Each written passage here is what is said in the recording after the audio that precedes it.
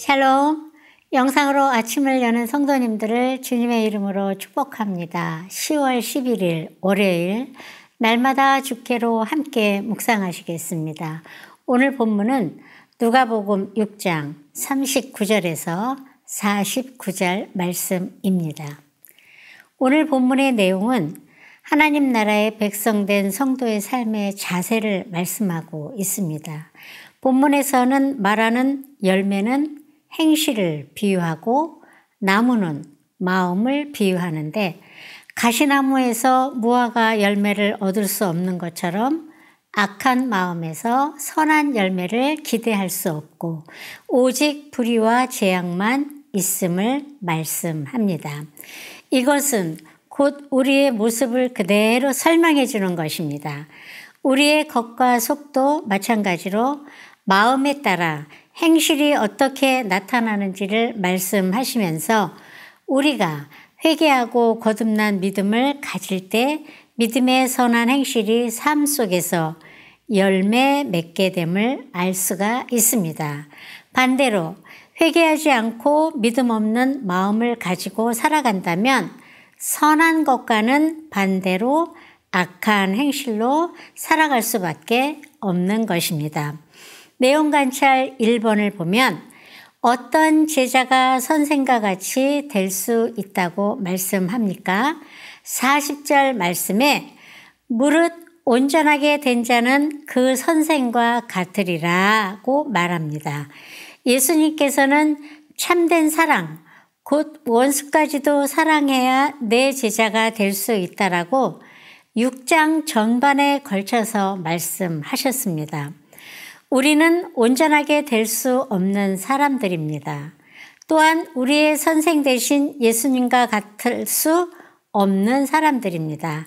그러나 우리가 말씀의 반석 위에 세움을 받을 때 예수 그리스도가 구원자이심을 믿음으로 살아갈 때 우리를 온전케 하시고 선생 되신 주님과 함께 동행하게 하실 것입니다. 내용 관찰 2번을 보면 타인을 비판하거나 정죄하는 자들을 어떻게 비유하고 있습니까? 입니다. 41절에서 42절의 말씀을 통해서 타인을 비판하고 정죄하는 것에 대해 우리가 많이 들었던 것처럼 형제의 눈에 있는 티와 자기 눈에 있는 들보를 비유하시면서 먼저 비판하고 정죄하기 전에 자신의 눈에 있는 들보를 빼라고 말씀하십니다.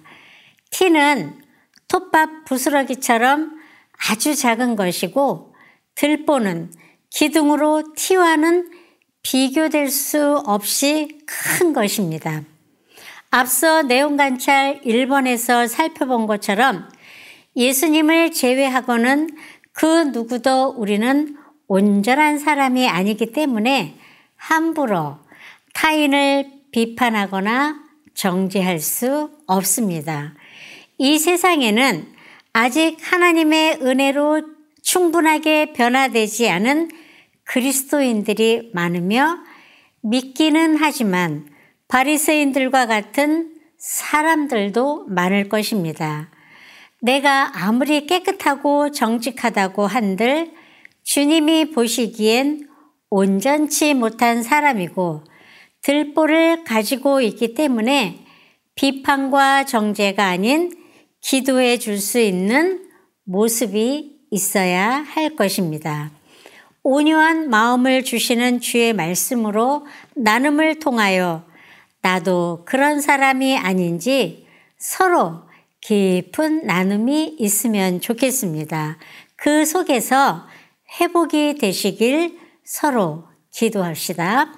내용 관찰 3번을 보면 선한 자와 악한 자를 무엇으로 비유하셨습니까?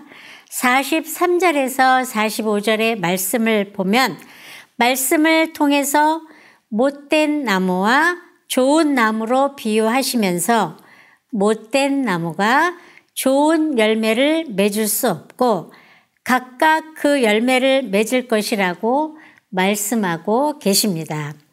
바리새인들과 같이 위선과 독선으로 상대방을 가리키고 자신의 들보를 깨닫지 못하는 자들은 영적으로 병든 자를 의미하며 매우 심각한 병에 걸려 있는 자들을 의미합니다.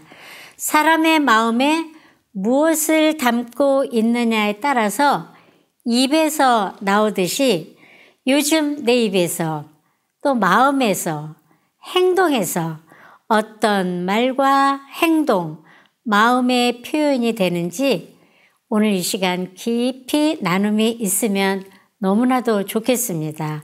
이 나눔은 서로 나눔으로 회복되는 시간이기 때문에 서로 좋은 시간들을 가졌으면 좋겠습니다.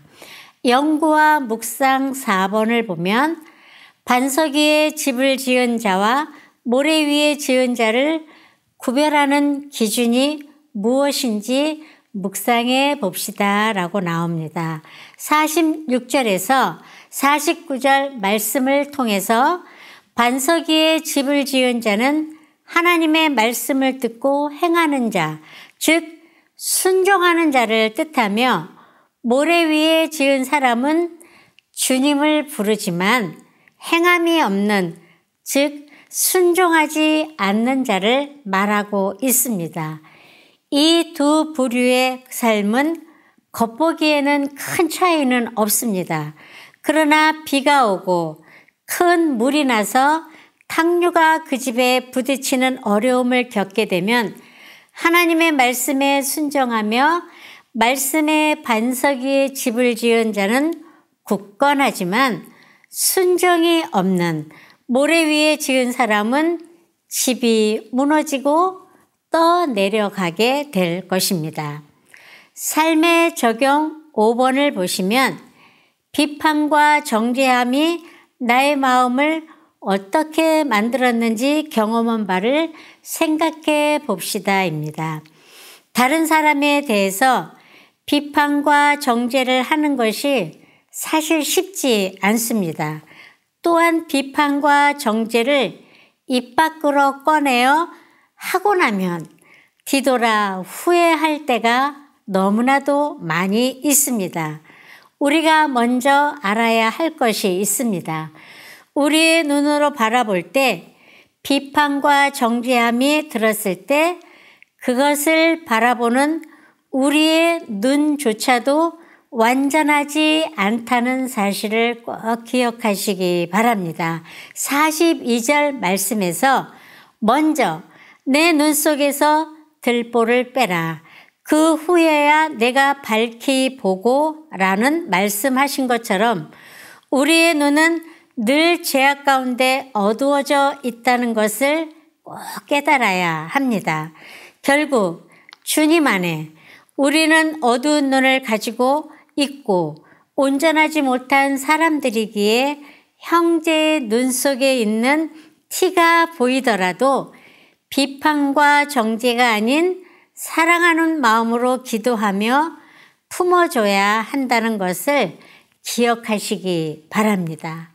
저도 또는 내 옆에 있는 믿음의 동료가 부족하고 연약한 모습을 보일 때가 가끔 있습니다.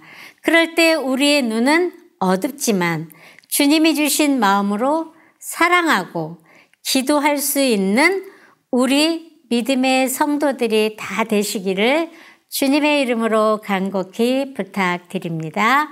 아멘.